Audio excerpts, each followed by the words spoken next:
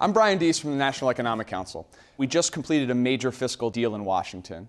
And so I want to walk you through what was in that deal, who got what, and what it means for our economy. So the deal that the President just signed makes major progress in all four of these areas. Let's start with taxes for the middle class. Without this deal, taxes were scheduled to go up by about $2,200 for the typical middle class family. Because of this deal, that's not going to happen. Instead, we are going to make permanent low rates for middle class families.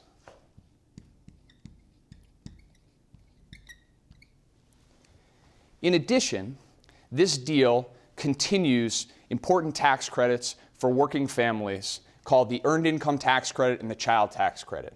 These put money in the pockets of families that need it the most and help our economy as well. And finally, this deal fixes something that's called the alternative minimum tax, which has been plaguing our tax code for decades. It's complex, and it threatened to hit lots of middle-class families. For the first time in more than 20 years, we have Democrats and Republicans coming together to vote for a bipartisan tax increase that will help us pay for the things we need and move the economy forward.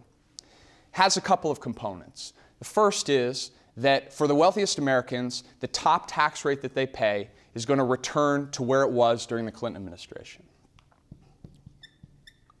Second, the rates on capital gains and dividend income are going to go up as well. And when you combine what happened with this deal with the capital gains and dividend rate increases that were in the Affordable Care Act, the health care reform bill, then going forward, people making over $250,000 will pay about a 19% on their capital gains and dividend income, and people making over $450,000 will pay about a 24% rate.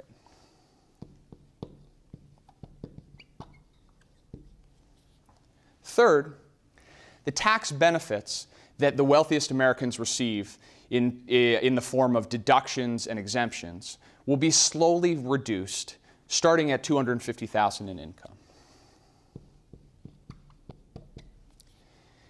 And fourth, the tax rate that the wealthiest estates, the largest estates in this country pay, will increase from 35% to 40%.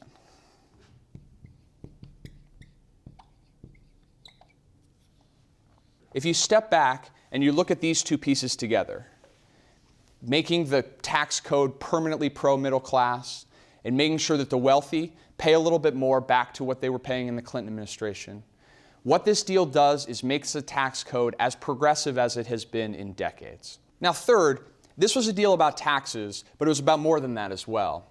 First, it gives companies a strong incentive to make the investments that they need to create jobs next year by both extending tax credits like the R&E tax credit and allowing companies to write off half of any new capital expenses that they make next year.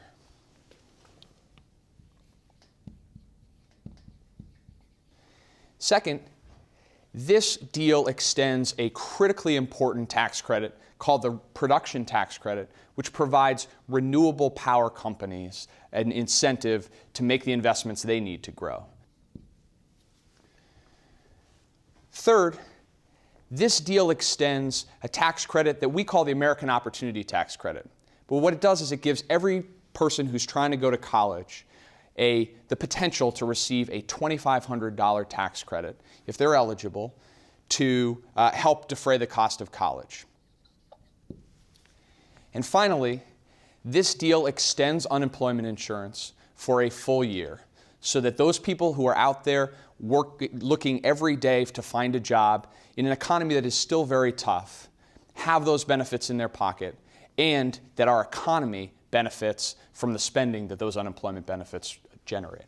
And finally, the President has been focused for a long time now on reducing our deficit, which is the difference between the amount that we spend and the amount that we're taking in tax revenue, in a balanced, responsible way.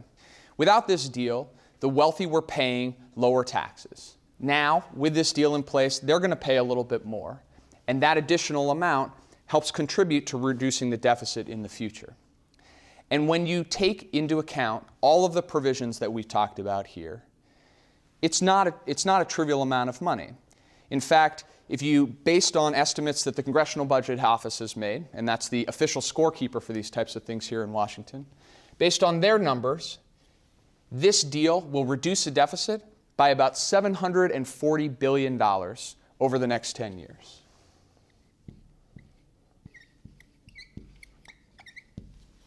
And this $740 billion is important because it comes on top of the deficit reduction efforts we've already made.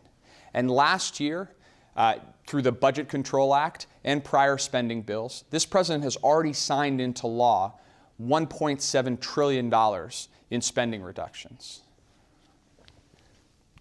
We are building the foundation for the kind of balanced deficit reduction that we need.